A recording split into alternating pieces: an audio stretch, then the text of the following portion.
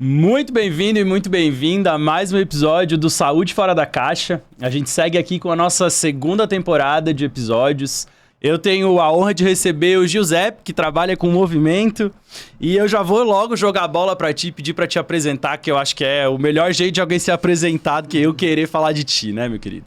Show! Bom, muito obrigado pelo convite. Fico muito contente, muito lisonjeado. Eu acho que o trabalho tá indo para o rumo certo, que é chegar em mais pessoas. A ideia da prática de movimento é se tornar acessível, é se tornar um ponto de promoção de autonomia para cada vez mais pessoas. E aí, bom, como você já falou, meu nome é Giuseppe, eu tenho 26 anos, eu sou natural de Ribeirão Preto, interior de São Paulo. Tô de passeio aqui no Rio, na real, como trabalho online possibilita muitas coisas. Hoje eu tô aqui, vou passar um mês aqui, tô numa fase de criação, então eu quis tá nessa fase de criação perto do mar. Eu sou formado em Educação Física pela Escola de Educação Física e Esportes da USP de Ribeirão Preto e me formei em 2020. Me formei em 2020, comecei a atuar já na pandemia, dentro do online e tudo mais. Atualmente, os meus serviços são aulas particulares e aulas em grupo online. E agora eu vou lançar um curso, tem mais um outro curso também aí já na reta para lançar. E, bom, acho que apresentado. Boa. Cara, eu acho que tu falou uma palavra aqui que de cara eu já vou puxar ela, porque é uma palavra que eu uso muito, que é autonomia. Dentro de tudo que eu criei, assim, nessa construção de ajudar as pessoas a mudarem de estilo de vida e tal, eu tenho um método que a última etapa a gente chama justamente de etapa de autonomia. Que é quando a gente consegue construir esses processos de educação e tal, e levar a galera a entender a parada e também ajudá-los a construir decisões mais conscientes, né? Porque uma coisa é tu saber das coisas, outra coisa é tu conseguir executá-las, assim. E aí eu acho que a autonomia aqui dentro do teu rolê, ela puxa uma outra questão que me chama muita atenção no teu trabalho, assim, que é a gente falar do movimento dentro de uma outra vertente, assim, né? Falar do movimento que não tá necessariamente lá no rosca bíceps, no agachamento, no rec e tal, e em outros olhares, assim. Isso cruza muito com a minha história com o movimento também. E eu venho cada vez mais buscando esse movimento diverso, esse movimento mais livre, esse movimento mais autêntico e tal. Como que tu chegou nisso, assim, né? De onde que eu fico imaginando, assim... Eu olho muito pra minha trajetória, né? Eu olho pro André, médico e tal, que chegou nessa medicina totalmente diferente do trivial. E acho que dentro da educação física, tu trilha uma jornada muito parecida, assim, né? Totalmente parecida, porque a ideia foi que eu não... Nossa, eu tava bem longe dessa dinâmica de olhar o corpo e olhar o movimento. Eu vim da área postural dentro da musculação. Já atendi sala de musculação, aquela parada, tipo, over. Acho que a palavra que pode definir é over. Até o momento que eu comecei a me questionar. Eu falei, cara, tá faltando alguma coisa. Tá faltando alguma coisa, tá faltando alguma coisa. E eu digo que foi sorte do destino de estar numa universidade que olha para o ser humano de uma forma muito abrangente. Então, a USP sempre teve, a USP Ribeirão, eu não sei das outras, né? Mas a USP Ribeirão sempre teve uma ideia de trabalho integrado entre as áreas. E eu falei, cara, é isso, acho que tá por essa área aí, mas eu não sabia o que eu pesquisava e tudo mais. Até que um brother meu mandou um Instagram, falou, olha esse cara aqui. E é um fisioterapeuta, chama Pablo Santurbano. Ele trabalha com biologia, baseado na biologia evolutiva. Ele tem um curso, ele tem 2 livros. E quando eu vi esse cara, eu falei, cara, faz muito sentido isso aqui. Peraí, deixa eu olhar. E na mesma época que eu descobri ele tava dando um curso pra uma galera de Recife, que é a galera que pratica dentro da cultura do movimento. Que é o que é o prisma que a gente olha o movimento hoje em dia. Então, eu acho que o que me levou a encontrar essa nova forma de enxergar o movimento, essa forma mais abrangente, foi me questionar que estava faltando alguma coisa. Eu vim de um histórico pessoal que era muito afastado do movimento, eu era o pior em todos os esportes, eu era o último a ser escolhido na educação física. Tipo, várias experiências negativas. E aí, época de formatura, viagem de formatura, vamos pra Floripa. Legal, Spring Break, Floripa e tal. Só que eu era o único magrelo, meus amigos tudo na academia e tal. Fui fazer academia. Então eu sempre, desde que eu entrei, que eu voltei a me movimentar, eu passei um tempo sem me movimentar nada, por causa dessas frustrações de ser o último a ser escolhido, etc, etc. Eu passei um tempo sem me movimentar e quando eu voltei numa lógica muito depreciativa que eu não gosto do meu corpo, eu quero mudar o meu corpo. Só que eu tomei uma decisão extremamente equivocada, principalmente para uma criança de 17 anos. Eu resolvi tomar hormônio. E aí, vou estudar aqui, tomei e tal. Legal, em 2 meses... Já estava na faculdade de educação física? Não, ainda não. Formatura. Época formatura do colégio. Do colégio, do ensino médio. 17 anos, cara. Sim, nada a ver. Nada a ver pra... Nada a ver, mas muito comum também, né? Muito comum, exato. Tanto que eu não fui o único dos meus amigos que fez isso. E aí, eu acabei... Legal, 2 meses, ganhei 10 quilos em 2 meses. Aquela fascínio. Ai, meu Deus, eu consigo mudar o meu corpo... E aí eu resolvi entrar na educação física, trilhei esse caminho, fui atrás da área postural e tudo mais, que era, mais uma vez, uma forma de eu olho pro meu corpo, eu não gosto do que eu tô vendo e eu quero mudar quem eu sou.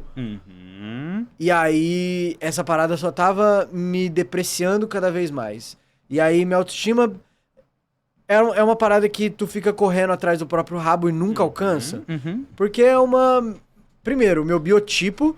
é ectomorfo. Então, eu sou magro, tá ligado? Vai comer e não vai engordar. Não vai, exato. Tipo, carnaval agora, comi de boa, bebi tranquilo também, 1,5 kg a menos. Sabe? Tipo... Eu rio com um pouco de inveja, pra ser sincero. Porque eu sou o exato oposto disso. Assim, respirou 2 kg a mais. Então, e aí, na época eu já tava fazendo terapia...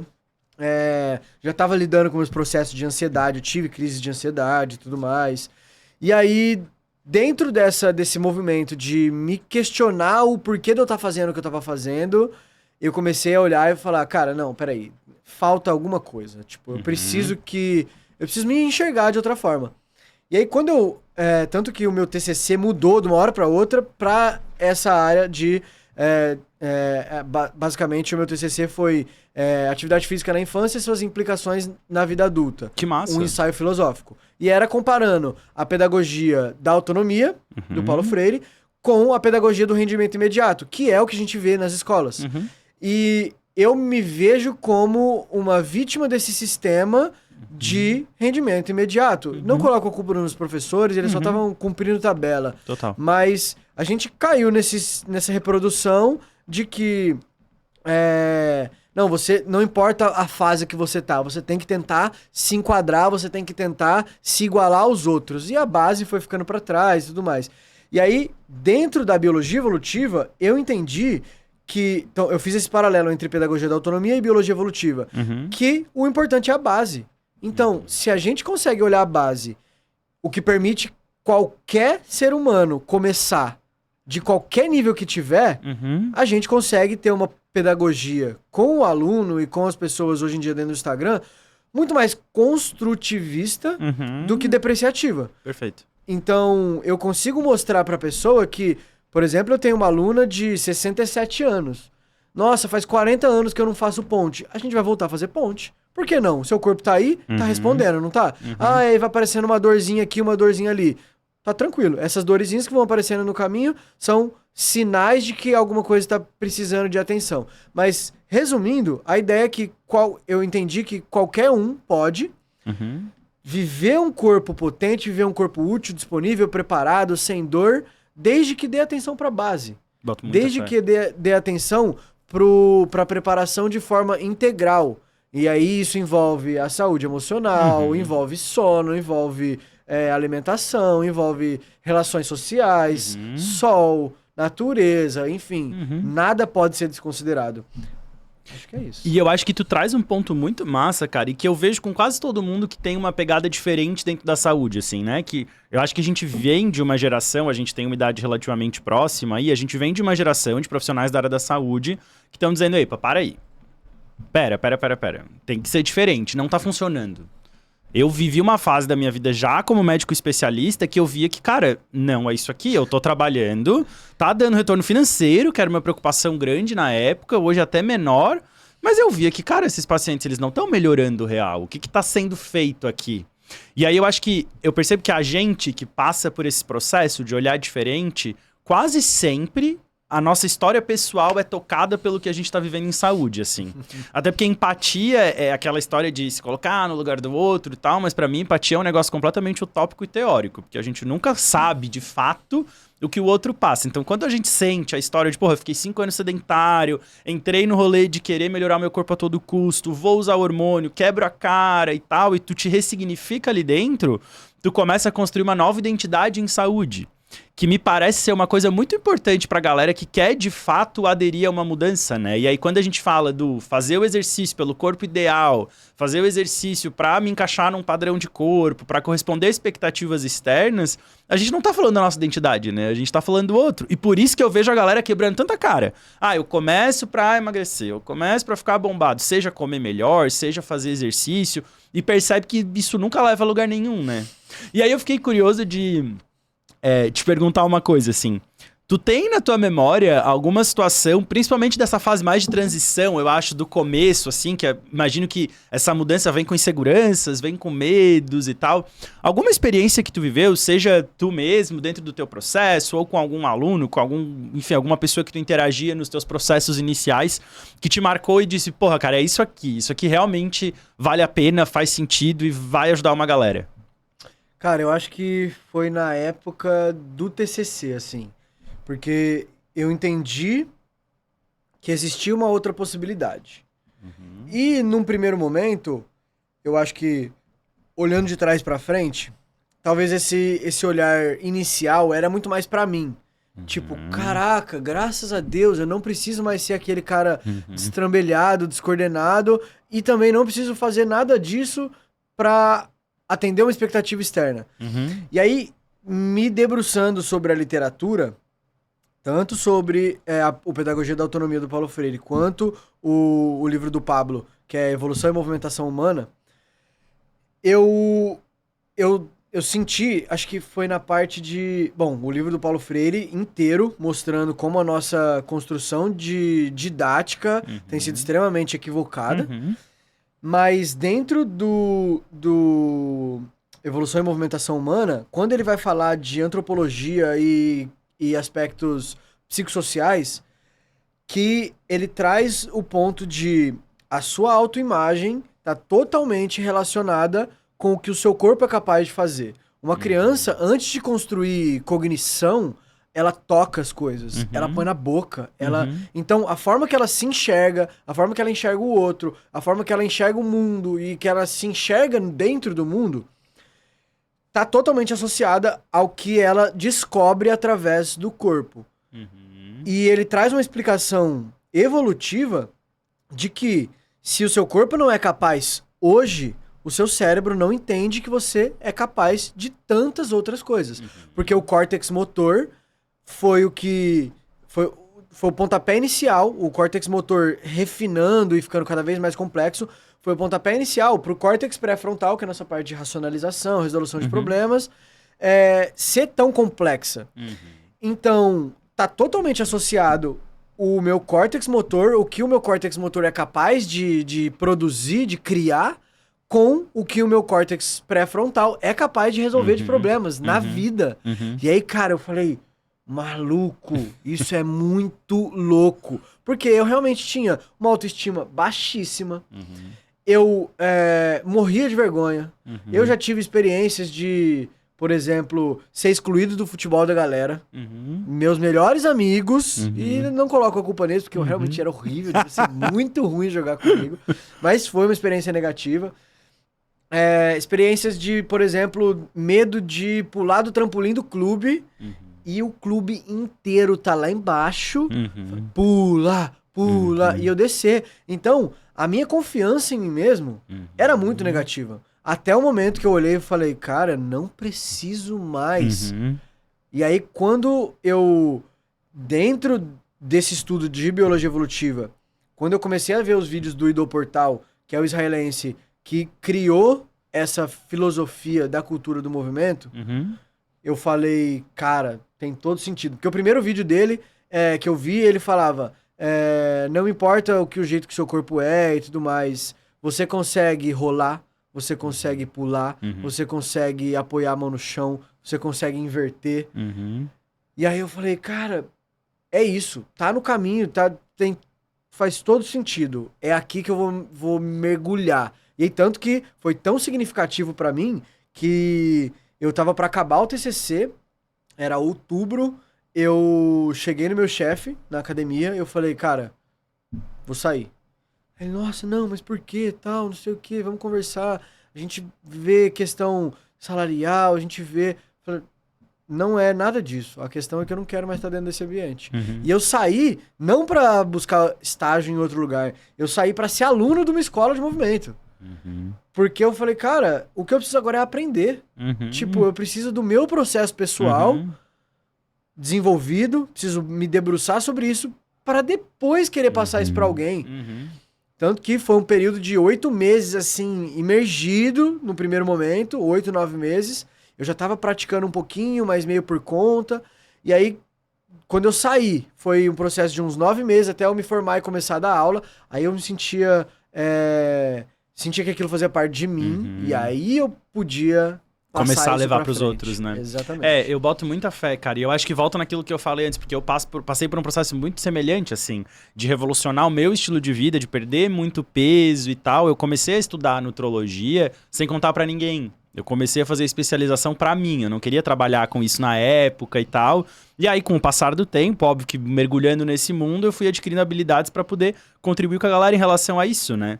E tem uma coisa muito louca que tu fala dessa relação entre o córtex frontal e o córtex pré-frontal e que eu acho que é muito relevante aqui. Pelo que eu entendi, aí me corrige se eu tô sendo precipitado na minha conclusão, assim, né?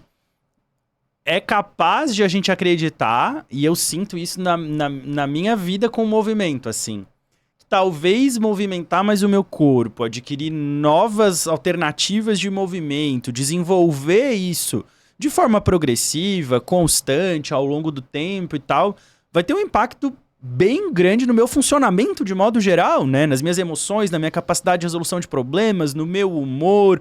Me parece que as duas coisas estão bem relacionadas de fato. E se a gente olha pra neurociência, tá explicado, tá fácil de entender, né? Com certeza, totalmente associado, porque, como eu falei, o ambiente savana africana exigiu que a gente tivesse movimentos mais complexos para conseguir sobreviver, para conseguir ir atrás de comida e etc.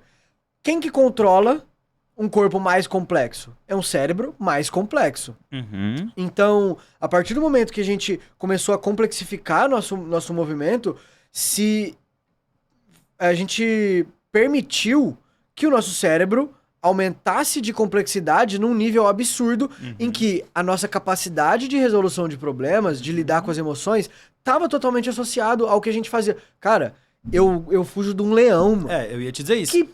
Tá ligado? É caçar e matar pra comer. Exato. É isso que a gente fazia. Eu subo 3 metros numa árvore e consigo pegar as frutas pra levar pro meu filho.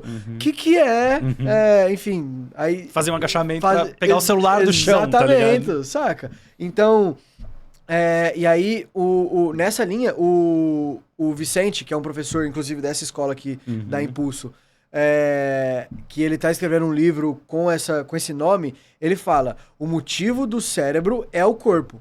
Então, se eu consigo trabalhar o meu corpo de uma forma integrada, resolvendo tarefas, lidando com problemas, lidando com imprevisibilidade, o meu córtex pré-frontal vai ser muito mais trabalhado a ponto de, no meu dia a dia, eu me sentir calmo o suficiente de entender que, pera, eu tenho outras possibilidades. Eu posso resolver isso dessa outra forma. Não deu? Não, talvez essa outra forma. Não, talvez essa outra. E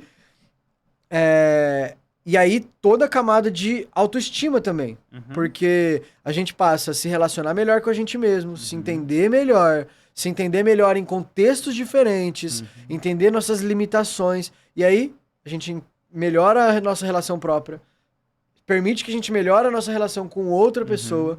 E é muito louco, porque eu vi isso acontecendo. Saca? A minha relação com as pessoas foi melhorando. A forma que eu me enxergava melhorou absurdamente. Então é isso, tá totalmente direcionado. E eu acho que aí tem duas coisas que me vêm à mente que são massa, assim. Primeiro é olhar para os pilares de um estilo de vida saudável, vamos usar esse termo aqui com todas as problemáticas dele, mas vamos lá. É olhar para os pilares de um estilo de vida mais saudável, assim, e reconhecer que é um ciclo em que uma coisa vai puxando a outra, né? A Harvard define estilo de vida saudável em 6 pilares lá, né? Alimentação, exercício, sono, relacionamentos interpessoais, toxinas ambientais e manejo de estresse. Cara, é isso. Eu começo a melhorar meu sono, daí de repente no outro dia eu começo a me sentir mais disposto, eu me movimento mais. Isso faz toda uma regulação hormonal e até de cepas microbacterianas lá no intestino que me dá vontade de comer mais coisa nutritiva. E aí, obviamente, eu produzo menos toxinas pro meu cérebro, neurotransmissores melhores, eu me relaciono melhor com as pessoas, minha responsabilidade social melhora, inclusive. Eu consigo pensar mais nas toxinas, manejar melhor as minhas emoções e tal. E aí eu acho que rola aqui, na história do mundo mesmo, e aqui a gente tá falando de 15, 20 mil anos de evolução, se é que a gente pode chamar de evolução, ou talvez de involução em alguns aspectos, porque eu acho que a gente tem uma transição do modo de viver muito problemática pra nossa saúde biológica, pelo menos, né? Porque, porra, eu caçava, eu corria, eu vivia peladão no mato, tendo que caçar e me abrigar pra não morrer e bora. E de repente a gente tá aqui, os dois trabalhando online, por exemplo. Então a gente tá sentado em casa e tal, nananã, pede comida em aplicativo, nananã. E tal. Porra, isso é um baita problema, porque isso passou a ser o normal, isso passou a ser o trivial. Tem um livro muito massa que chama Sociologia da Obesidade, que é um livro que aborda muito mais os aspectos sociológicos da condição de obesidade e que nos mostra que para algumas pessoas, principalmente pessoas menos privilegiadas, é praticamente impossível mudar o estilo de vida. Porque a situação é sistêmica, né? Então, de certa forma, olhar para o estilo de vida é importante, mas essa transição que a gente passa, ela é tão grave que a gente precisa de profissionais do movimento voltando a ensinar a gente a fazer coisas que eram básicas alguns não, né? Muitos anos atrás. Isso é muito perigoso também, né, cara? Completamente. E, mais uma vez, eu volto pro livro de Evolução e Movimentação Humana, quando ele fala que a gente parou de sofrer pressão seletiva a partir do momento da primeira revolução agrícola. Quando houve a primeira revolução agrícola, a gente, primeiro, parou de caçar, parou de coletar, a gente só plantava. Obviamente, a gente ainda tinha muita demanda física, só que a partir desse momento, a gente começou a diminuir a variabilidade de demandas físicas que a gente precisava. E aí, hoje em dia, a gente vive num cenário totalmente de incompatibilidade evolutiva, onde o nosso corpo foi feito para lidar com a savana africana e hoje o Joãozinho fica 24/7 dentro de casa, jogando computador, trabalhando, e é bizarro, porque entra nesse lugar que você falou, reensinar a fazer o básico. Tanto de gente que, cara, não consigo ficar de cócoras. Irmão, ficar de cócoras, a gente aprende com, sei lá, às vezes menos de 1 ano, tá ligado? Ou seja, você perdeu uma capacidade tão básica que isso vai gerar infinitos problemas. Seu tornozelo, seu joelho, seu quadril, todos perderam a capacidade de dobrar completamente. Todos perderam a capacidade de aguentar pressão em grandes ângulos. Isso ao longo do tempo é como se cada uma dessas habilidades mais básicas vão comprometendo as próximas, e é isso, a gente vê idosos que não conseguem andar sozinho, que não conseguem levantar da cama sozinho. Total. Muita gente que hoje em dia já tem inclusive testes que correlacionam o nível de mortalidade, a chance de mortalidade com os testes de sentar e levantar. Sim, então, sim. Trabalhei com isso na minha dissertação de mestrado, inclusive. Cara, é muito louco, tipo, meu Deus... aumenta em até 6 anos a chance de você morrer porque você não consegue sentar e levantar do chão, associando a diversas causalidades ali e tudo mais. Mas eu acho que isso é o que me deixa mais desesperado e ao mesmo tempo na ânsia de falar, cara, é bizarro, mas ao mesmo tempo é muito básico. Sim. Então, tipo... Não é complexo. Não é complexo. Não é difícil. Dá pra fazer. Dá pra fazer. Vamos... E é por isso que, assim como você fala de hábitos, eu bato a tecla de hábitos. Então, por exemplo, a pessoa faz 2 vezes na semana comigo. O que você faz no resto da semana? Eu só trabalho, não sei o quê, fico sentado o dia inteiro também, peço comida por aplicativo, não fico, não brinco nem com meu filho no chão, nem com meu pet no chão. Cara, não vai adiantar nosso trabalho. Tipo, obviamente, a gente vai reduzir um monte de questões que você pode ter e tudo mais, mas isso não vai ficar intrínseco dentro de você. Seus genes não vão ser mudados, você não vai conseguir chegar numa neuroplasticidade significativa o suficiente para aquilo se tornar o basal de novo. Então, para ter esses benefícios todos que a gente está citando aqui. Para ter esses benefícios todos que a gente está citando. Então, é sobre hábitos. Eu tô cada vez mais tentando trazer pra galera que... Tá, você quer 3 dicas pra melhorar a sua dor no joelho. Ok, mas você entende que tem tudo isso aqui envolvido? Você entende que se você não fizer nenhum desses exercícios que eu tô falando, mas se você parar o carro em qualquer vaga que você achar no supermercado e ir até o supermercado e voltar carregando suas compras na mão e subir de escada, nem que seja um lance de escada, eu moro no 12º andar, não vou subir de escada, sobe o primeiro e o resto, os outros 11. Então, se a pessoa fizer isso, vai ser muito mais vantajoso do que ela fizer 2 horas na semana comigo. Porque é desleal essa combinação, né? Tá, 1 minuto, 2 horas de atividade moderada a intensa, diante de infinitas outras horas sentado no computador e... A gente já tem estudo avaliando, inclusive, o impacto do exercício físico, que é essa coisa, né? Programada e tal, 1, 2, 3, 4, 5 horas que seja por semana, versus o impacto da atividade física, que é o quanto ativo eu sou, o quanto eu me movimento de forma orgânica no meu dia a dia, né? Mostrando que as duas coisas têm a sua importância na vida moderna. Não adianta eu ficar só na academia e ter uma vida fora dali completamente sedentária, né? Hoje, desculpa. Não, vai lá. Hoje a galera da saúde, inclusive, usa o termo sedentários ativos. Cara, a hora quando eu li isso, eu falei, sim, por favor, mundo, sim.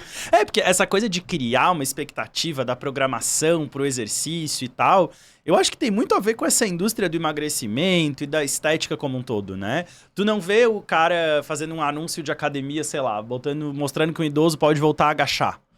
É a pessoa que tá com o abdômen trincado, com o ombro definido e tal.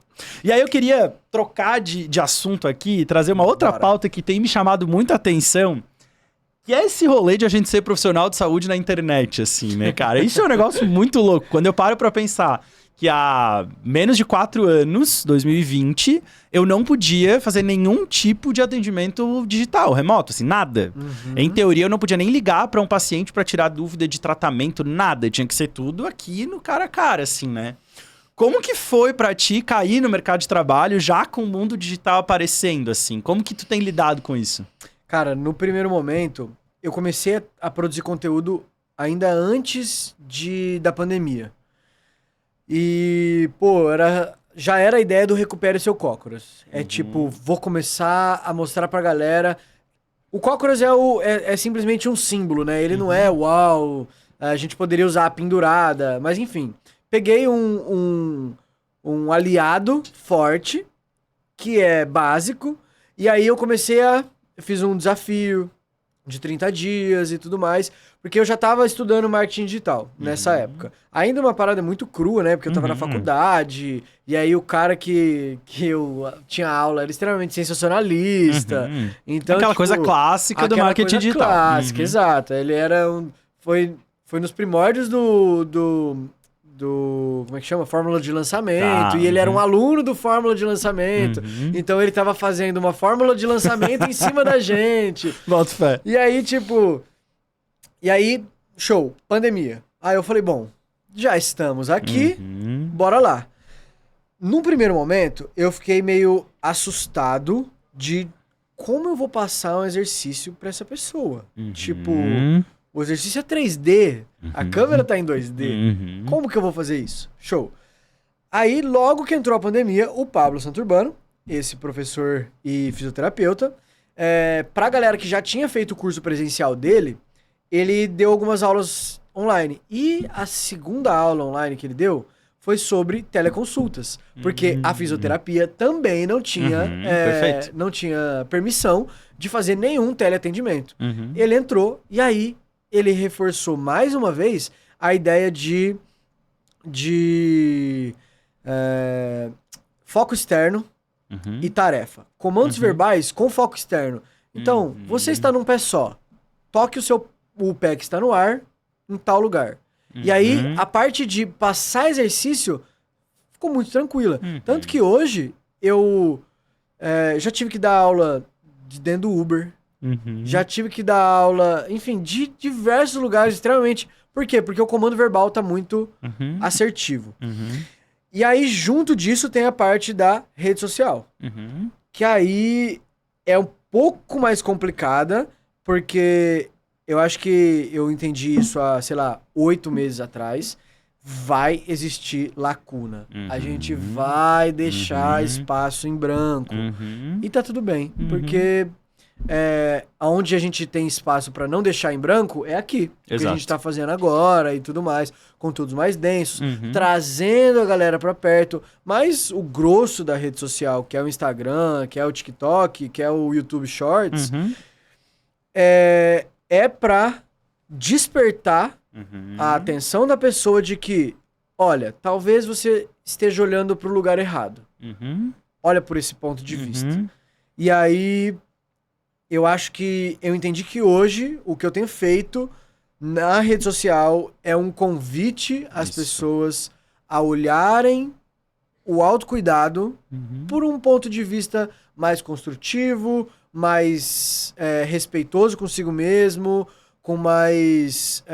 e com mais resultado, né? Que é o que tu falou.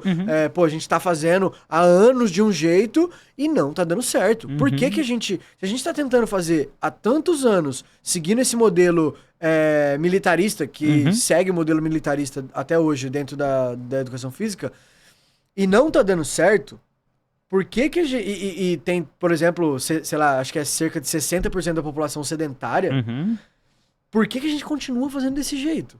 Então, eu acho que o trabalho vai bem nesse sentido, de mostrar a galera, olha como pode ser o mundo, olha como pode ser o seu autocuidado, olha como você pode olhar para o seu corpo de uma forma mais gostosa. Então, tanto que eu gosto muito de trazer a minha história pessoal, né? Que era uma história totalmente negativa com o próprio corpo. E hoje em dia, os meus sonhos de infância foram todos realizados. Acho que só falta snowboard. Snowboard e esqui. Mas eu surfo, eu ando de skate, eu escalo, eu remo, canoa havaiana. E assim, tudo sem treinar nada disso. Porque o meu corpo com uma base sólida, uma base sólida. Tá muito mais funcional, Tá muito né? mais funcional. Eu posso ir lá e simplesmente me jogar. Eu vou lá e brinco com o meu corpo. Não é uma parada de cobrança de eu tô fazendo isso pra mudar o que eu sou. Não, eu tô fazendo isso porque vai ficar mais legal de brincar depois. E o foco é sempre essa brincadeira. Então, voltando pro cerne da pergunta de como tem sido essa questão da rede social, eu acho que eu aceitei que é um trabalho de formiguinha. Eu entendi que vão ter lacunas, mas que eu consigo ser o mais sincero que eu posso. E isso vai ser o diferencial para abranger tantas e tantas pessoas. Obviamente, a gente sempre quer que aumente a quantidade de pessoas que veem o nosso conteúdo e tudo mais. Ainda tenho aquele sonho de adolescente rebelde, de mudar o mundo, de impactar o mundo e tudo mais. E tá tudo bem, deixa essa... É bom, é gostoso. Deixa essa chama viva ali no fundo. Obviamente, sendo realista com o que a maturidade me trouxe de consciência do que é possível ser feito. Mas hoje eu entendo que dá pra fazer e é uma brincadeira, mais uma vez, de como eu consigo me comunicar de uma forma que, a galera entenda, 2, se sinta convidada a entrar pra ação, e 3, que eu esteja sendo, acho que, mais importante, verdadeiro comigo. Boto fé. E eu acho que trabalhar em rede social, assim, cara, é um negócio muito louco, né? Eu tô nessa desde 2016, mas eu estourei de 2021 pra cá, principalmente 2023, assim. E crescer ali também se torna um problema, né? Justamente porque a gente vai se dando conta das lacunas aí, né? Eu sempre falo aqui no podcast que tem sido bem pesado pra mim trabalhar no Instagram, até porque eu tenho um posicionamento muito forte, um posicionamento que traz algumas pautas que são dúbias, principalmente porque são assuntos que pouco se falam ainda, né?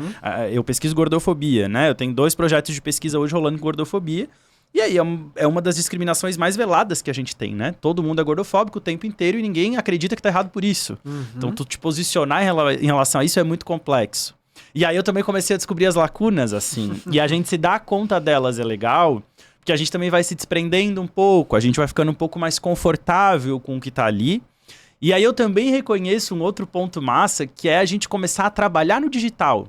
Pra além da rede social, sabe? Mas o estilo de vida de quem trabalha no digital, assim, é uma parada que eu nunca tinha imaginado que seria possível pra mim, até, sei lá, 3 anos atrás, quando eu vi que, eu já tô trabalhando mais online do que presencial, e hoje eu vou pro consultório, tipo, 3 horas na semana, e tem semana que eu não vou. E aí, tudo remoto, né? Tipo, tô aqui no Rio, tô aqui, daqui a pouco entre um podcast ou outro, se eu quiser atender, eu consigo atender. Isso traz muitas possibilidades legais. Mas se a gente não tomar cuidado, se torna um problema de estilo de vida, né? Eu me senti muito mais tentado a ficar sedentário nesse formato do que quando eu tinha que sair de casa todo dia, ir pro consultório e tal. E eu acho que muita gente que tá trabalhando remoto tem se dado conta disso também, né? Tem percebido isso. Total. Não à toa, dentro da pandemia, surgiu o movimento fortíssimo da educação física. E aí, palmas pra educação física que finalmente fez um esforço conjunto, numa mesma direção, de facilitar a vida das pessoas que estão trabalhando dentro de casa. Mas realmente é muito difícil você se colocar nessa situação de eu estou trabalhando dentro de casa, mas eu tenho que dar um jeito de sair. E aí é que pra mim é mais fácil falar, porque eu tô dentro do meio da educação física, né? Sim.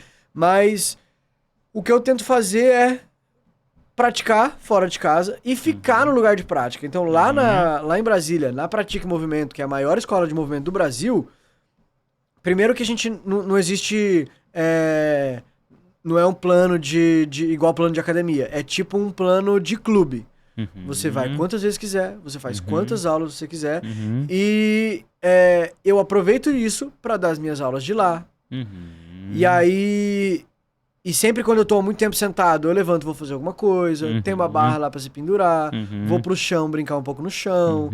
Mas isso é algo que, se a pessoa não tiver uma vontade própria de, peraí, que eu tô me colocando pra baixo aqui, preciso fazer algo.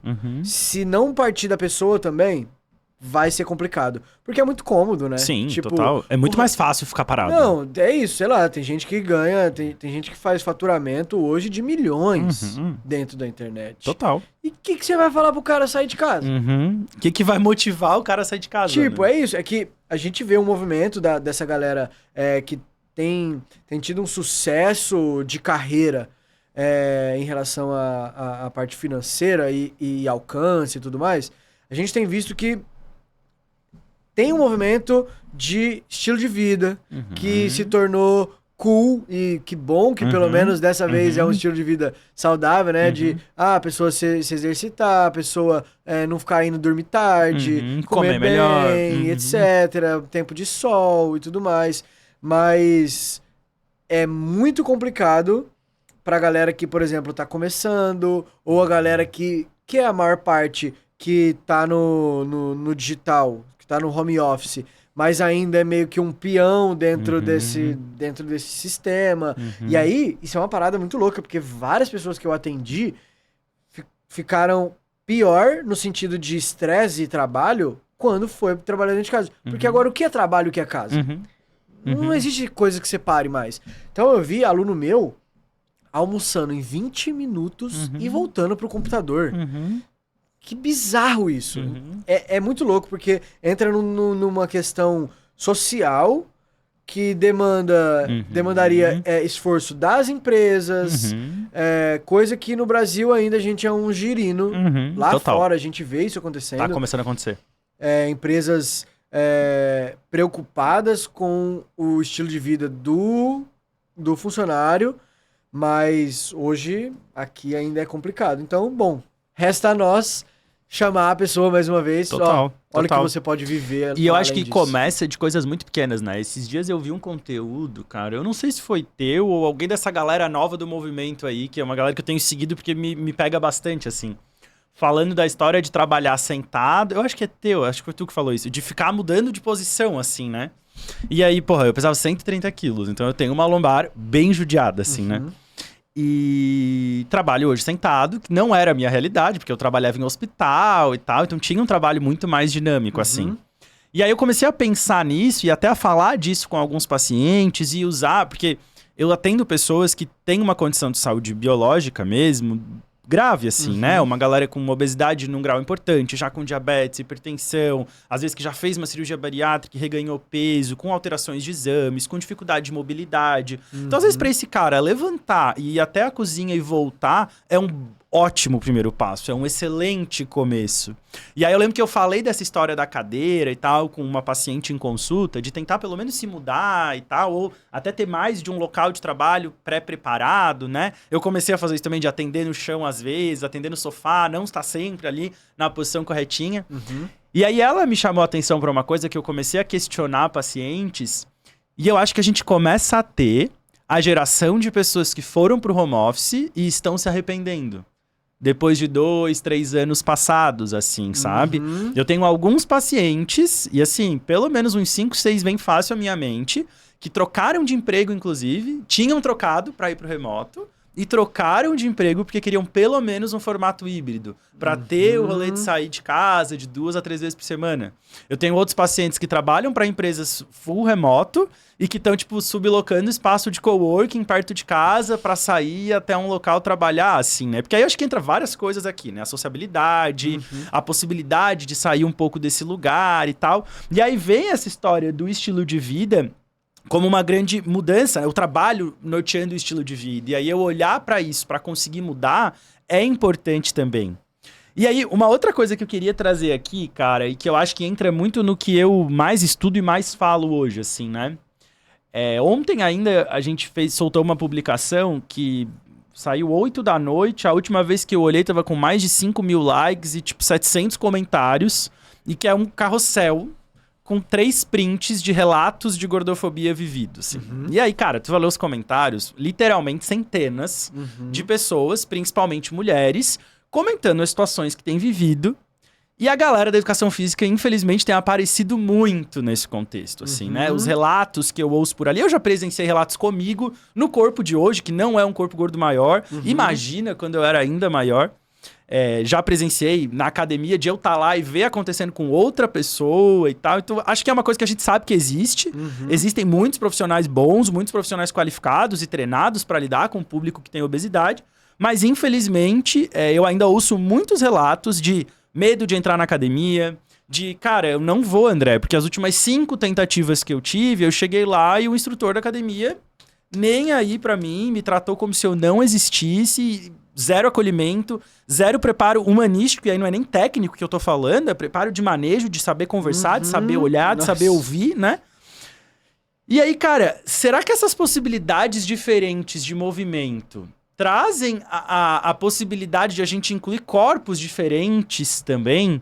Porque eu percebo isso, assim, de olhar pra essa galera e dizer, tá, então tá, esquece o salão de musculação e vamos olhar pra outras possibilidades que talvez tu vai te sentir mais confortável e dar esses primeiros passos. Será que faz sentido essa analogia? Com certeza faz. Eu acho que a questão é exatamente essa palavra que você falou, possibilidades. Dentro da biologia evolutiva, a gente fala de 12 habilidades básicas do ser humano.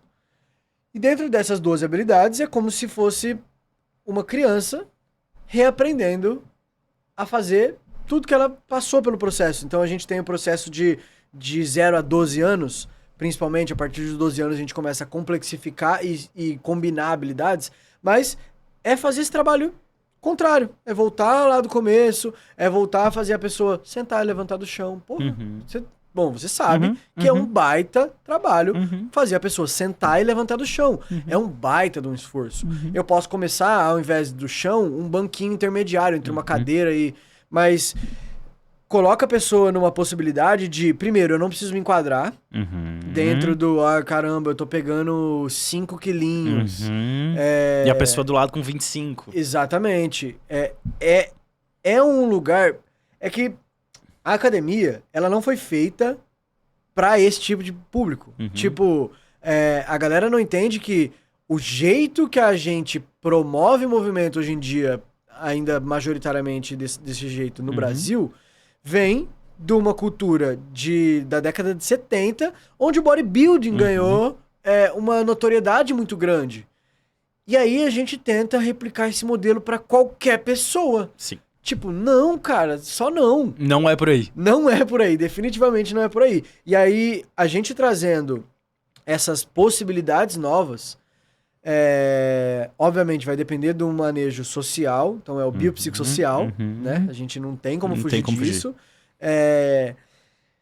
E trazer essa pessoa para, primeiro, ela entender que ela pode.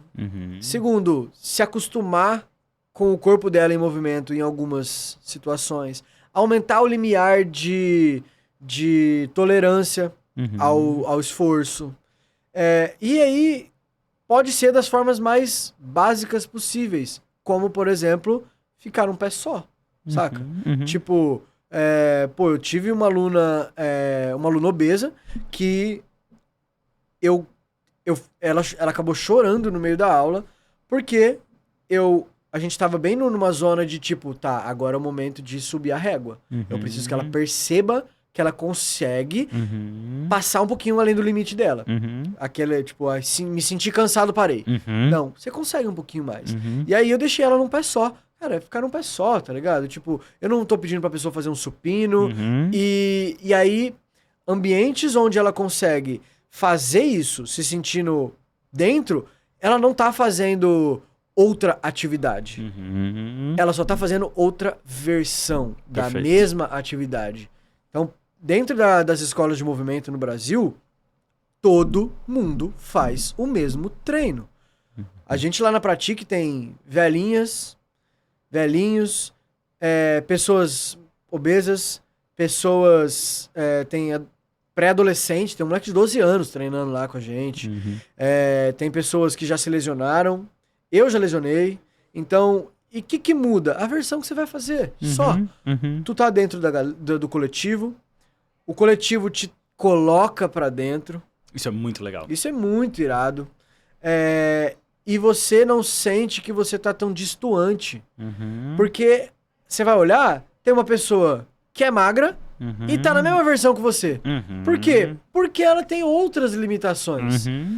E dentro desse contexto de habilidades básicas, essas limitações elas são muito frequentes em diferentes corpos. Então, a gente trazer essa possibilidade, obviamente, ainda muitas pessoas não vão se sentir confortável de entrar nesses espaços, porque estão...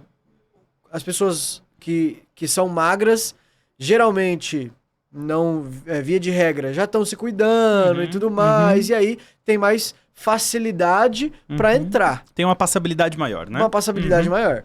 E aí, dentro dessa primeira... quebrando essa primeira barreira, a maioria das pessoas que entra fica. Então, vários relatos de... Eu não me senti colocado de lado. Eu não senti que eu era menos porque eu tava fazendo uma versão anterior. Eu tava fazendo o mesmo treino, com a mesma quantidade de repetições, com o mesmo tempo de execução, com o mesmo tempo de intervalo. E aí, uma parada que é muito massa, ao invés de se guiar pela quantidade de peso ou pela quantidade de repetições, por exemplo, eu me guio pela percepção subjetiva de esforço. E faz muito mais sentido, porque uma pessoa mega forte vai precisar de muito mais do que uma pessoa que tá descondicionada pra atingir o nível 8 de esforço. Eu solto as duas pessoas e falo, eu quero que vocês cheguem na zona 8 de esforço de vocês. Tamo combinado? Tamo, então pronto. Cada um vai saber gerir, aí entra a parte de autonomia, de autogestão. Pô, não, eu consigo me puxar um pouquinho mais pra cima. Nossa, eu deveria ter descansado um pouquinho mais. E aí, vai se aprendendo essa também, balança... Né? Exatamente, a pessoa vai se aprendendo. Gostei disso. E...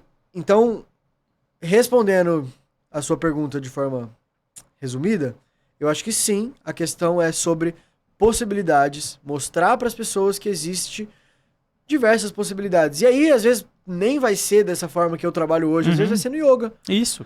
Às vezes vai ser no... Pô, muitas pessoas com sobrepeso entrando no CrossFit. Cara, eu ia falar disso agora. Porque eu acho que tu cita uma parada falando do movimento mais natural e tal, que me remete ao que a gente viu acontecer com o CrossFit. E lá em Floripa, eu sei que em outras regiões do Brasil, a gente viu acontecer muito com beach tênis também. Que é esse senso de comunidade, esse senso de coletividade ganhando forma, ganhando espaço e sendo uma ferramenta de inclusão dessa galera. Eu mesmo passei pelas duas modalidades, ainda jogo beat muito menos hoje do que já joguei. E tenho plena consciência que eu engajei nas duas pela galera, assim. Pela forma como fui recebido, pela forma como tudo se colocava. E são espaços que começam a aceitar melhor corpos gordos. A gente tem várias referências de influencers gordas, inclusive, que estão praticando exercício. A Júlia é uma mulher de Vitória, que, cara, ela faz crossfit, compete e tal, é uma mulher gorda maior, assim, e mandando bem pra caramba, assim, sabe? Mostrando que, cara, o meu corpo não me limita, eu não preciso ser magra pra fazer isso daqui. É óbvio que eu comecei muito devagar e fui evoluindo, mas não foi o emagrecimento que me trouxe as habilidades. É óbvio que a perda de peso vai ter vários benefícios, eu não tô aqui falando de romantização da obesidade. Perfeito. Antes que comecem a me hatear de novo aí. Mas é fato que, cara, o processo de movimento vai trazer benefícios e esse processo precisa ser vivido com o corpo gordo. Não dá pra esperar ficar magro pra começar. E aí uma coisa que as pessoas falam muito que não faz sentido de fato, e eu acho que tem a ver com essa tua leitura do porquê que a academia de musculação cresceu tanto, né? Eu ouço muitas pessoas falando, cara, me falam que eu tenho que fazer exercício, aí eu vou buscar o espaço de exercício físico, nitidamente a academia mais tradicional, assim, e lá mesmo eu não consigo me sentir motivado para fazer exercício pela cultura que tá embutida ali dentro. E eu acho que isso se repete um pouco dentro do conhecimento nutricional também, cara. Eu vejo as pessoas querendo dificultar, às vezes. Para mim, o exemplo clássico é, sei lá, 5 dias tentando cuidar melhor da alimentação, e aí a pessoa começa a noiar qual é o melhor horário para tomar o whey protein, assim. Como se isso fosse realmente relevante para uma pessoa que não é um atleta de alta performance, sabe? Que tá ali começando a engatinhar, que nem devia estar tomando whey protein ainda, devia estar, sei lá, reduzindo a cerveja do final de semana, pulando mais fast food, trazendo mais fruta e verdura, e aí começa essa coisa de complicar muito, de trazer muito detalhismo, que não leva a muito lugar. E eu acho que o básico no exercício, ele é muito importante. Aí a gente volta naquela história de subir de escada, de se mexer mais como algo que realmente vai resolver as coisas, né? E outra coisa que eu queria entender é como que a educação física tem olhado para esse público, para essas pessoas que têm obesidade, assim, né? Tanto do ponto de vista de reconhecer e tentar lidar melhor com as particularidades emocionais e também com as particularidades físicas, assim. Quer ver um exemplo? Cara, todo mês, literalmente todo mês, hoje eu tenho umas 230 pessoas sob meus cuidados médicos, assim, né? Todo mês, acho que 10 pacientes meus, pelo menos, têm problema de dor lombar. Problema real, assim, de ter que parar a vida, ficar afastado do trabalho 1, 2 semanas, medicação pesada, repouso, para depois recomeçar um outro processo. É óbvio que a obesidade é um fator de risco para as doenças ali da região lombar e tal, e tal, e tal. Mas eu sempre fico pensando, tá, e esse cara quando ele chega para fazer exercício de novo? A galera da educação física tá pronta para receber essa galera, sabe? O que tá sendo feito ali com a galera? Porque é isso, o exercício também é tratamento, também é terapêutica, né? O que tu vê desse preparo, tanto para recebê-los do ponto de vista emocional e também técnico mesmo, né? O que a pessoa com obesidade precisa para prevenir lesão, para perder peso, mas para olhar para a saúde como um todo, né? Cara, eu acho que fora a galera que se especializa em emagrecimento e entende o contexto global que uma pessoa com obesidade está inserida, fora essa galera, o resto da educação física tá de olhos vendados. Tipo, eu não quero pensar sobre isso, não quero falar sobre isso. Porque é mais cômodo. Óbvio. E aí, eu acho que esse tato da parte emocional falta porque a galera da educação física não entende a necessidade da parte pedagógica, da parte psicológica e da parte social ainda. Ainda é só o bio. A maioria das pessoas esquece a saúde de modo geral, né? A saúde de modo geral. Vem da ideia do dualismo do Descartes, Isso. né? Então, saúde é ausência de doença e ponto. exato. E aí, corpo e mente estão totalmente separados e tudo mais. Não, a gente só precisa mexer aqui no corpo. E na parte de dores, lesões e etc., a educação física tá muito mal embasada. Porque, primeiro, a gente não aprende isso direito na faculdade. Aprende uma biomecânica quadrada, engessada, e olha que eu estudei na segunda melhor universidade de educação física do país. A primeira é a USP também, só que de São Paulo. E não vi. Eu acho a gente é dividido em saúde e esporte. Até o segundo ano você faz as mesmas matérias todo mundo. Do terceiro ano pra frente, terceiro e quarto ano, você escolhe se você vai pra ênfase em saúde, se você vai pra ênfase em esporte. ênfase em esporte, não tem o que falar. Os caras são foda. ênfase em saúde é pífio, ridículo. Eu entendo que a faculdade ela faz um papel de vitrine. Sim. Mas poderia mostrar muito mais pra onde o profissional vai precisar estudar. Tanto que, pra entender disso tudo, eu fui estudar com a galera da fisioterapia. Eu não estudei com a galera da educação física. Eu ouço muito isso da galera da educação física. Não estudei com a galera da educação física. Eu fui estudar neurociência da dor com o Rafael Alight, que é um fisioterapeuta, assim, ó, high level, um dos melhores do Brasil. Fui estudar comunicação terapêutica com um fisioterapeuta e uma fisioterapeuta, que é a Júlia e o Fukuzawa, junto, nesse mesmo curso, com um psicólogo, que é o Zé Siqueira. E aí, é muito louco, olha, fazendo esse paralelo, o Zé Siqueira, ele é pai de um aluno meu, hoje em dia, que ele me procurou porque o filho dele tava com sobrepeso. Que massa. E um moleque de 17 anos, gordo grande, já. Pra idade, né? Então, foi através da galera da fisioterapia, da galera da psicologia, que eu consegui trazer esse entendimento de, ok, se chega um corpo gordo na minha mão, o que eu vou fazer? Na parte emocional, eu preciso acolher essa pessoa, eu preciso fazer que ela se entenda capaz. E aí, é muito louco porque a parte cognitiva, tanto questões fisiológicas de dor, etc., quanto obesidade e tudo mais, a parte psicológica vai pelo mesmo caminho. Medo, evitação, culpa. E essas historinhas contadas repetidamente na cabeça da pessoa geram um padrão de movimento evitativo, geram um padrão de movimento compensatório absurdo. Então, o passo a passo é muito louco. Se torna fácil de fazer o passo a passo, porque eu vou olhar para suas limitações atualmente e vou falar, então é daqui que a gente começa. A gente começa antes das suas limitações. E aí, para uma pessoa com sobrepeso, para uma pessoa com obesidade, é literalmente esse processo de antes da limitação. Eu não vou chegar na pessoa fazendo ela urrar de fazer força no começo do treinamento. Não, eu só quero que você sinta como é ficar apoiado numa prancha com as mãos. Como é sustentar o seu peso a partir das mãos pra você? Como é sentar e levantar do chão pra você? E aí, conforme a pessoa vai se entendendo, se reconhecendo, aí a gente consegue levar ela pra uma zona de esforço maior. Porque a parte que você falou de motivar já aconteceu. Ela entendeu que ela pode. Ela entendeu que ela não tá tentando se igualar a ninguém. Ela entendeu que ela tá atuando em cima das limitações funcionais dela. Então, em relação à área toda Uhum. de educação física, enquanto a educação física continuar enxergando o corpo como uma máquina, Uhum. a gente não vai sair do lugar. Cara, e eu acho que tem uma modalidade que aparece muito pra mim no consultório e que às vezes eu fico pensando que talvez não seja suficiente, mas que com a tua linha de pensar faz muito sentido que seja. Eu atendo muito paciente, geralmente essas pessoas que têm uma obesidade importante, que ou só aceitam fazer pilates ou só fazem pilates há muito tempo.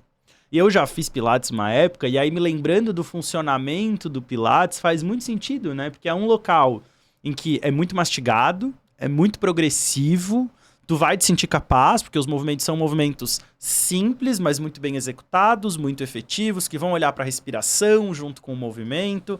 Geralmente vai ter ali um profissional para 1, 2, 3 alunos no máximo. E eu tenho visto que o Pilates tem sido um excelente acesso ao movimento, assim, sabe? Que talvez seja uma coisa mais difundida já, do que um movimento mais orgânico e tal, assim, né? E aí, ainda nesse papo de padrão, assim, e aí voltando mais pra ti, assim, eu acompanhei uma época, eu acho que tu tava falando disso no Stories, não tenho certeza, que uma galera andou invadindo aí alguns posts teus e meio que criticando o teu corpo por ser um cara de educação física que é magro, que não é musculoso e tal, e tal, e tal.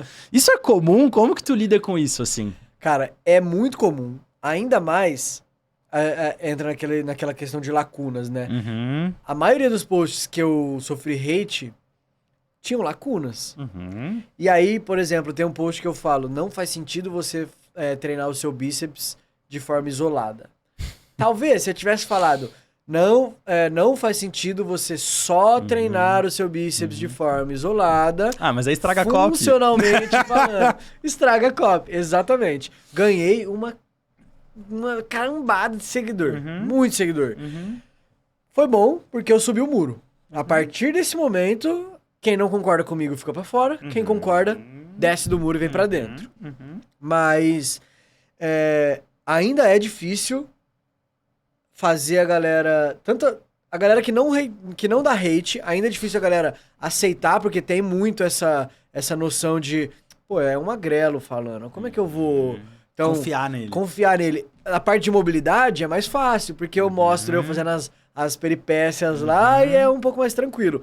Parte de força, eu preciso ainda batalhar um pouquinho pra mostrar, olha, eu tenho 69 quilos, mas eu levanto 100 quilos no terra pra 4 repetições. Olha, eu tenho 69 quilos, mas eu levanto 50 quilos acima da cabeça na força controlada. Então, para várias repetições. E aí, em relação ao hate, né, essa galera que entrou nesses 2 primeiros posts, foi muito difícil para mim lidar com isso. Porque entra naquele lugar de... Parece que é o mundo inteiro. Sim. Parece que... É 3% das pessoas que estão comentando ali. Tá ligado? Mas fudeu com tudo. Não, a grande parte da galera que gostou não comenta. Então, porque a gente é muito mais motivado a meter o pau do que a elogiar alguma coisa, né? E aí parece que é um barulho muito grande, parece que todo mundo me odeia, meu Deus, eu tô fazendo tudo errado, eu preciso... O impostor toma conta, eu preciso fechar essas lacunas de todo jeito possível, mas hoje em dia eu acho que eu tô muito mais tranquilo quando vem esses hates. Já tiveram 3 hates. Uma da comunidade da área do movimento e 2 da galera da maromba. Eu olho e falo, tá, qual lacuna eu deixei aberto aqui? Foi de propósito? Não foi de propósito? Então, é um processo de entender que sempre vai ter e que quando eu quiser, eu posso me aproveitar disso. Então, tipo... Total. Se for inteligente, dá pra se transformar numa coisa boa, né? Exatamente. E eu acho que a gente que vem da saúde e acaba alcançando um público na internet não tá preparado pra isso. Porque o cara que é, sei lá, ator, cantor, político, cara, ele já sabe que é assim, porque é isso, não tem como fugir disso. Tu alcança ali 50, 100 mil pessoas na internet, é óbvio que vai ter gente criticando, é óbvio que vai ter gente discordando. E com o tempo vai ficando mais leve, né? E aí eu queria aproveitar esse teu hate pra te pedir pra falar um pouquinho mais pra gente... por que a força não é a única coisa importante, né? Porque, cara, eu mesmo falo muito para os meus pacientes que treinar força é muito importante, muito pautado na ideia de estimular a massa muscular, de estimular o músculo, né? Não necessariamente que isso vai ser ficar musculoso ou que precise pegar muito peso para isso, né? Eu sei que existem outras valências que são importantes e tal. Fala um pouco pra gente desse outro universo, assim, né? Que não é só crescer o músculo. Sim. Bom, primeiro relacionando o trabalho de força e trabalho de hipertrofia, né? Que é de aumentar o músculo. A gente difere dentro disso a capacidade contrátil muscular, de tecido mesmo, quantidade de fibras e tudo mais, da força, que é muito mais importante e significativa, que é a força bruta, que a gente fala de 2 a 5, 6 repetições. Porque o componente principal ali é um componente neural. Então, mais importante do que ter mais fibras é ter um sistema nervoso bom o suficiente para recrutar as fibras que eu já tenho. Então, isso é um ponto que eu gosto muito de bater na tecla e separar essa visão da galera, que você não precisa treinar para 12 repetições, 8 a 10 repetições ali, pensando no seu muque gigante, porque isso não vai ser o mais significativo para tua longevidade, para manutenção da sua qualidade física. Você trabalhar força, você vai estar trabalhando o seu músculo, mas não necessariamente ele vai aumentar.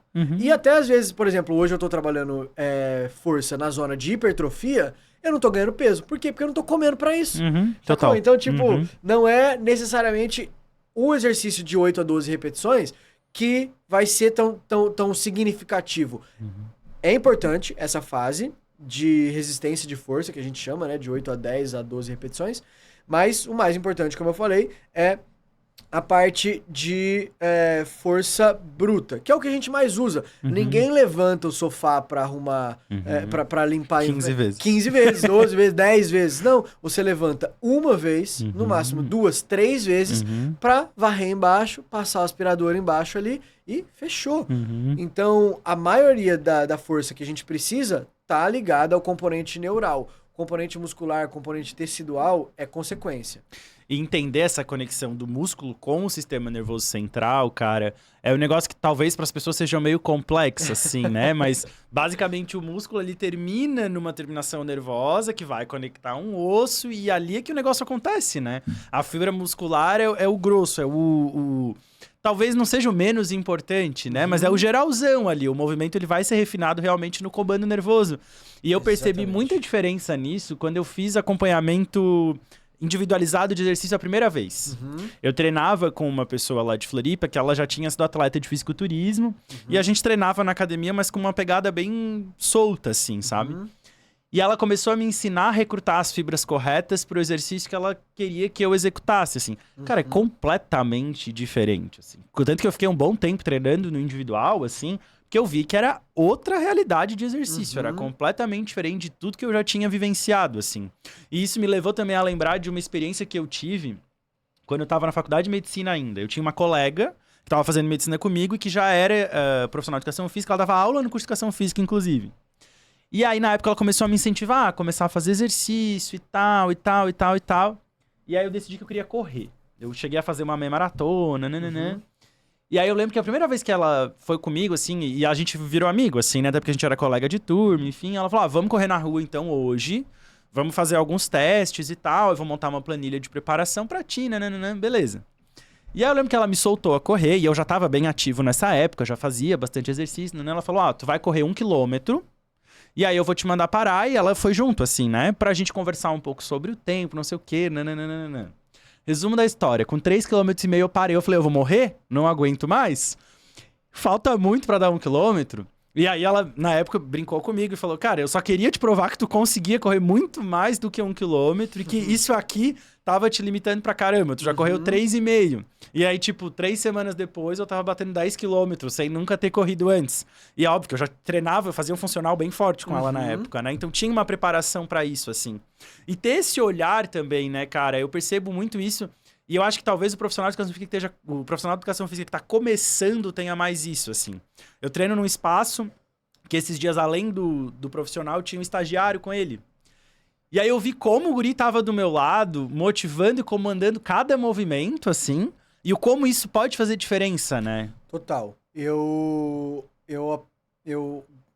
dou aula para alguns corredores, dei aula para algumas, por exemplo, que, por exemplo, uma chegou com uma fratura por estresse no quadril, Uhum. por excesso de impacto e tudo mais, sem a preparação devida. Uhum.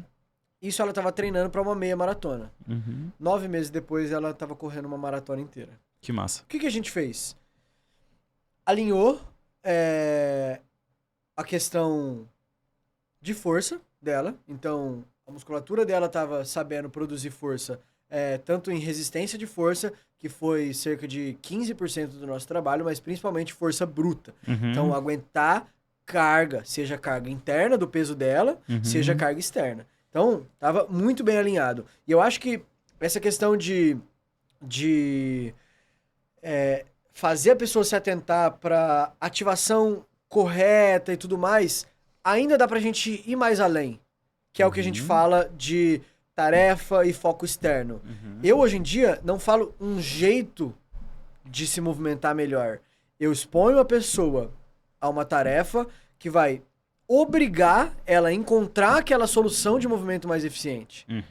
E aí, quando ela encontra a solução de movimento mais eficiente, ela aprendeu e ela retém muito mais, porque ela achou aquela solução de movimento. É dela, né? É dela. Então, eu quero ativar o glúteo médio da pessoa pra ter uma melhor ativação e não ficar jogando o joelho pra dentro na hora que corre.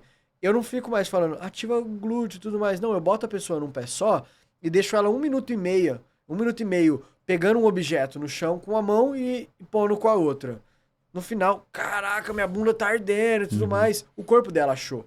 Então, é importante a gente estar atento ao padrão de execução da pessoa, mas não no lugar de corrigir, mas num lugar de propor uma outra possibilidade para que ela encontre. Eu ainda tenho comandos internos, que é, olha, seu joelho tá indo para tal lugar, joga seu joelho mais para lá, sua mão tá indo para...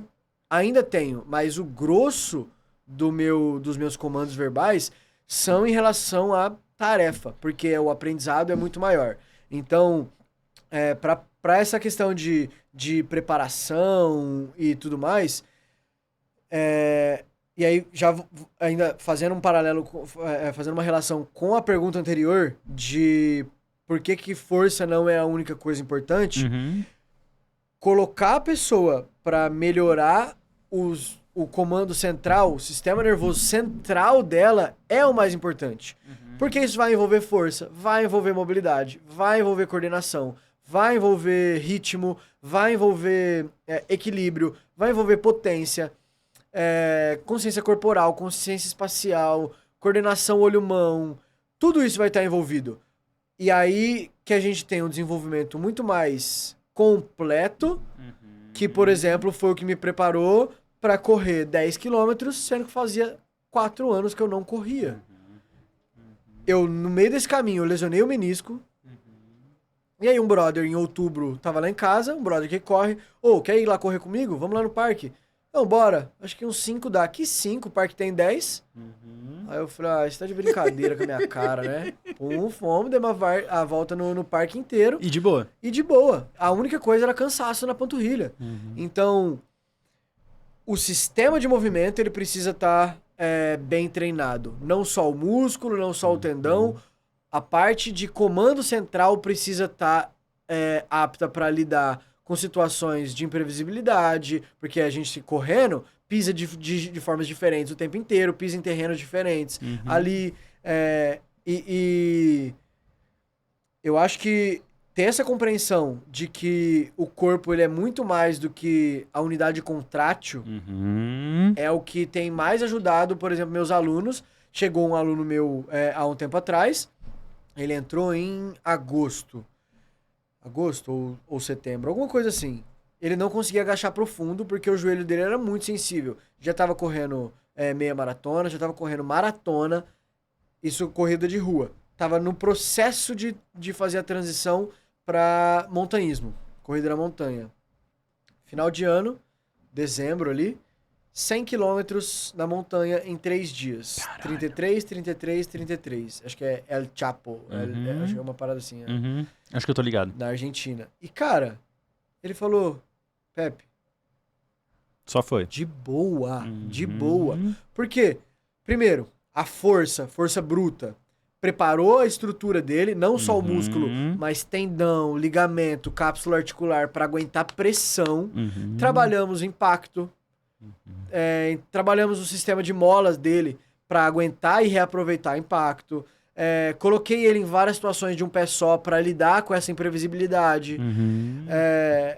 Cara, é uma parada que E eu me sou parece viciado até em- que dentro dessa visão, a gente consegue, aí partindo aqui pros nossos finalmente, puxar uma outra coisa aqui. Quanto tempo, quantos anos tu levou pra ter esse corpo funcional? 4 anos, é isso? Não, 4 anos, quase 5 anos é o que vai dar desde que eu conheci essa visão. Uhum. Vamos dizer que foi final de... lá pra, sei lá, outubro de 2019 que eu entrei na escola, que eu comecei a Uhum. praticar de forma mais guiada. A gente pode colocar até final de 2029, de 2029, final de 2019, meio de 2021, eu já tava, 1 ano e meio. 1 ano e meio eu já tava assim, E treinando, tipo, todo dia, né? treinando todo dia. Então, 1 ano e meio. Eu achei até que era mais, mas ainda assim é tempo pra caramba, né? É. A galera tá muito acostumada a buscar atalho pra essas coisas, né? A buscar caminhos mais rápidos. E aí a gente volta no assunto do esteroide anabolizante, do uso abusivo de medicações e de outras substâncias, de dietas extremamente restritivas, de movimentos compensatórios que são muito agressivos para aquele momento daquela pessoa e tal. Como que isso tem sido, e aí até se tu quiser contar um pouco da tua experiência com o hormônio e como que tu tem visto isso chegando em ti, assim? Como que tá rolando com a galera que te procura dentro dessa área desses exageros aí? Cara, eu tenho a sorte hoje em dia de acho que a minha comunicação tá muito clara. De tipo, Eu também. não chega mais gente querendo coisa pra ontem. Tanto que a minha turma, por exemplo, as turmas online que eu abro, você só pode se comprometer a 3 meses, no mínimo. No mínimo 3 meses, que é o mínimo que eu acredito que você vai começar a sentir alguma coisa, alguma micro diferença no seu corpo. Mas essa pressa vem do mundo globalizado e dessa pedagogia de imediatismos. Essa pedagogia de competitividade exacerbada. Obviamente, a competição tem seu valor, mas o ser humano, como espécie, a gente sempre foi uma espécie cooperativa e a competição era cooperativa. Então, vamos lutar aqui? Mas por quê? Porque eu quero ficar mais forte e eu quero que você também fique mais forte. Porque a hora que a gente trombar com aquele mamute, a gente vai botar... Vai resolver junto. Vai resolver junto. E hoje em dia não. A competição foi pra um lado muito extremo de eu tenho que ser melhor que você. E e aí tem um debate, dá pra gente cair muito dentro da parte social e mercadológica da parada, que tudo tem que ser pra ontem. Sim. Produtividade máxima pra ontem. E saúde não é sobre resultado, né? E saúde não é sobre resultado. Saúde não é sobre resultado. É foda falar, mas parece às vezes papo de coach. Foque no processo, o processo... E é o processo, porque fica mais fácil eu tornar isso palpável para os meus alunos quando eles vão aprendendo a cada 3 meses a fazer uma coisa que eles não faziam. Então, o processo... eu tenho dor no joelho. Sua dor no joelho passou totalmente? Ainda não. Tem aluno que demorou um ano para passar uma dor. Mas nesse 1 ano, ele aprendeu a fazer infinitas habilidades que ele não sabia que ele podia. Então, olhar para si mesmo num lugar de... Eu não preciso competir com ninguém. Eu não preciso ser bom. Eu posso me permitir ser ruim, que isso é uma questão muito difícil para as pessoas. Se permitir ser ruim na frente de outras pessoas é desconfortável. Mas porque a gente tá inserido numa lógica De sucesso. extremamente imediatista e de sucesso. E aí, bom, a gente dá pra levar pra parte de... o capitalismo tem sua influência extremamente pesada, e aqui não faço uma crítica ao modelo como um todo, mas a forma com que a gente está tentando aplicar esse modelo. Perfeito. Porque, enfim, ele perdura tanto, porque tem muitas coisas que funcionam. Mas tem muitas coisas que estão erradas, que outros países de primeiro mundo estão percebendo e estão tentando trabalhar essas questões. E o imediatismo é uma das principais questões, porque te coloca distante de, sei lá, pô, eu quero muito aprender uma parada de mão, mas eu vou demorar muito pra aprender, então eu não vou tentar. Por que não? Tipo, sei lá, tu tem 30, 40 anos, tu vai morrer com 80. Olha o tanto de tempo que tu tem pra fazer isso. O que tem durante 1 ano e meio, 2 anos, 3 anos que seja, você ser horrível numa parada? Você vai melhorar? Até porque todo mundo que conseguiu fazer uma parada... Todo mundo não vai, mas a maior parte das pessoas que chegou a fazer uma parada de mão de um lugar de 0 parada de mão, demorou um bom tempo pra desenvolver isso. Exatamente. Né? Eu fiquei 6 meses tentando não conseguir. Sacou? É difícil pra caralho. Pra falar, é minha... 2 anos. É isso. 2 anos praticando com muita assiduidade. Parei um tempinho no meio e tudo mais, porque no começo da pandemia eu fiquei meio perdido e tudo mais. Depois voltei com um professor online e aí, pum, começou a rolar. Mas esse problema do imediatismo vem desse lugar de eu preciso ter sucesso em tudo que eu faço e eu não quero me mostrar vulnerável. Então aí a gente já entra numa questão até filosófica sobre si mesmo, de por que eu tenho tanto que esconder minhas vulnerabilidades? E aí eu acho que o contexto de saúde deixa isso ainda mais grave, porque as pessoas estão tentando construir uma ideia binária de saúde, né? Em que eu tenho saúde ou que eu não tenho. Cara, se a gente vai estudar os autores que falam do conceito de saúde, da construção de saúde, dos determinantes de saúde, a gente vai descobrir que, na verdade, saúde é uma parada que não existe. Ninguém está 100% saudável, né? Eu ouço muito a galera que tá na internet, que são pessoas gordas, que estão aí no movimento anti-gordofobia próximo de mim, reclamando, assim, dos comentários que recebem, das pessoas falando, não, mas tu tá doente, não, mas tu tá gorda, tu precisa mudar isso, porque senão tu não tá saudável e tal. Cara, não existe esse conceito de saúde que as pessoas colocam, né? Quando a gente fala de biopsicossocial, quem que tá bem das 3 coisas o tempo todo, tá ligado? Não é justo a gente condenar a pessoa gorda de doente, sendo que, sei lá, o hipertenso, o diabético, a pessoa que tem depressão, todas as outras doenças estão convivendo na sociedade com inclusão e outras questões, né? Então, olhar para esse conceito de saúde não é uma coisa definitiva e que tu vai ter ou não ter, não dá tanto dinheiro, isso é um problema. É chato de construir, é demorado. E aí entra essas cápsulas milagrosas e agulhinhas milagrosas, hormônios milagrosos. Você, mais do que qualquer um, deve saber o quanto de gente que chega pra você com receita de... Como é que chama? Qual deles? Coisa de diabetes? A semaglutida, as canetinhas, aquelas. As canetinhas pra emagrecer. Tipo, bizarro. Cara, é bizarro, assim. A gente tem evidência boa delas pro tratamento de obesidade já também, além do tratamento de diabetes. Mas eu já tive pacientes com anorexia, literalmente, que de eu ficar quieto e ouvir nitidamente era uma pessoa com anorexia nervosa, que chega pra mim com receita de outro médico de medicação pra perda de peso. Aqui tá o problema, tá ligado? Não é a pessoa com IMC de 45. Essa pessoa tem evidência científica muito boa de que vai se beneficiar do remédio, sabe? Mas não é pra ela, né, cara? É pra outra galera, assim. Meu querido, muito bom te receber aqui. Queria te pedir aí pra gente finalizar, que tu fale um pouquinho do que vem aí em 2024, nos seus trabalhos todos, e também deixa teu nome, teu @ pra galera, porque tem a galera do YouTube, do Spotify, que não vai estar lá marcado, o Instagram. Então, passa pra gente essas informações aí pra gente encerrar. Bom, primeiramente, @giuseppe.mcr, Giuseppe com 2 P's, .mcr. E para esse ano, além da turma que eu abro agora no final de fevereiro, vem um curso sobre dores e lesões, que é meu xodó, assim, eu tava pensando nele há pra muito público leigo. tempo. Para público leigo. exposição gradual para dores e lesões. Porra, que massa. Cara, isso é assim, meu sonho se tornando realidade. É um primeiro passo. E pro resto do ano, eu acho que refinar o que eu já tenho feito com as minhas turmas, com os meus atendimentos particulares e conseguir ver o que eu vou precisar fazer dentro desse produto de dores e lesões para atingir mais pessoas, tornar mais palpável, tornar o processo mais aplicável, porque eu quero muito focar nesse produto de dores e lesões, porque, mais uma vez, entra na questão de autonomia que eu falei.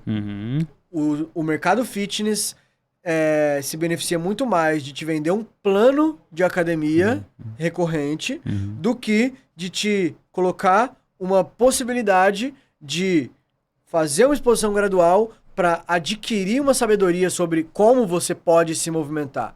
Então, é muito mais... o mercado fitness coloca a galera muito mais num lugar de cliente e eu quero ensinar alunos. Então, esse produto é para isso. Que massa. Quem tiver alguma dor, e eu dividi por todas as articulações, cervical, torácica, lombar, ombro, cotovelo e punho, joelho, quadril, tornozelo. Caramba, que massa, É isso, cara. tá em todas e usando... Quando que vai lançar? Eu lanço no final... Do meio pro final de março. A gente ainda tá terminando de fazer... Sim, dá trabalho pra caramba. A galera vê curso online e não faz ideia do trabalho que dá montar ainda isso. bem que eu tô com o Douglas. Ele entrou como meu sócio. Ele era meu social media... Eu fazia uma mentoria com ele e agora ele entrou como sócio pra fazer a questão de... Tem toda a outra parte, né? Página de vendas, tráfego... A galera vê só a pontinha do iceberg, que né? doideira. Então, eu tô me recuperando de um lançamento de novembro ainda. Não, é pesado. Acabou, pelo menos... Esse daí eu vou fazer um lançamento uma vez só, depois ia perpétuo. Porque eu não... É o melhor caminho. Meu Deus do céu, perpétuo... salva a saúde mental. Mas é isso, para 2024.